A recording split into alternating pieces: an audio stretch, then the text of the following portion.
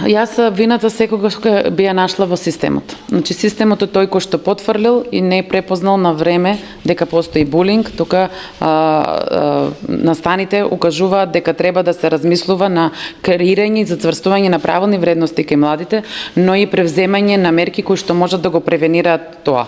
Во прв чекор вработување на повеќе педагози и психолози во стручните служби на училиштата кои што би реално имале шанси да работат со децата, да имаат значи можност од прво до 9 оделение да разговараат со секој дете поединечно во школото и да имаат некаков предвид за нивната анксиозност, нивното однесување, дали е проблематично или пак можеби да стимулираат однесување кое што значи надпреварувачки дух и слично, и главно би се насочила кон спортските активности кои што треба да се организираат во школите за да може таа еуфорија кај децата да има некаде да се канализира на правилен начин.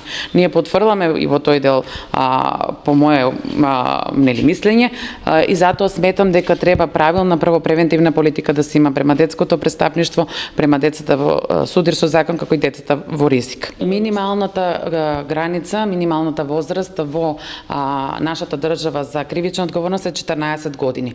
Ние имаме прифатено и ратификувано бројни меѓународни инструменти кои што се во контекст на правда за децата и најдобриот интерес на детето во кога ќе дојде во кривично правниот систем. Не гледам, значи, компаративно, имаме студии кои што истражуваат минимална граница за кривична одговорност и во Европа, но и во останатите на останатите континенти. Генерално е 14 години минималната возраст. Во САД нема минимална возраст во повеќето држави, но на европска територија највеќето се на 14 години минимална возраст. Под 14 нема кривична одговорност затоа што се смета дека детето се уште нема оформено свест за да може да му се прекори за тоа што го има сторено. Во конкретниот случај во Србија се види дека детето истражувало на интернет за до кога ќе биде кривично неодговорно за тоа што го сторило, меѓутоа има други начини на кои што тоа може да се предвиди.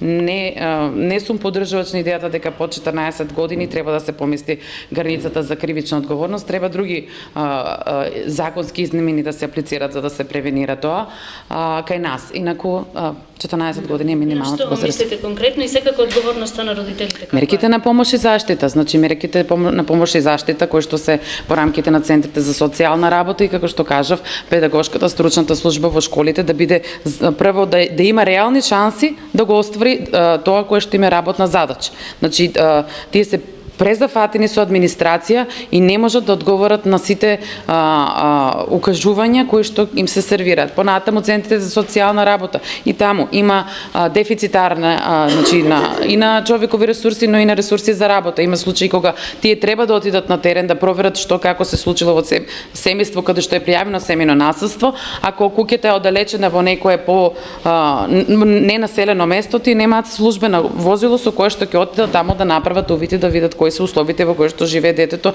жртва на семејно насилство. Значи тоа се банални причини на кои што воопшто не е посветено внимание. Треба да се реагира и во тој дел.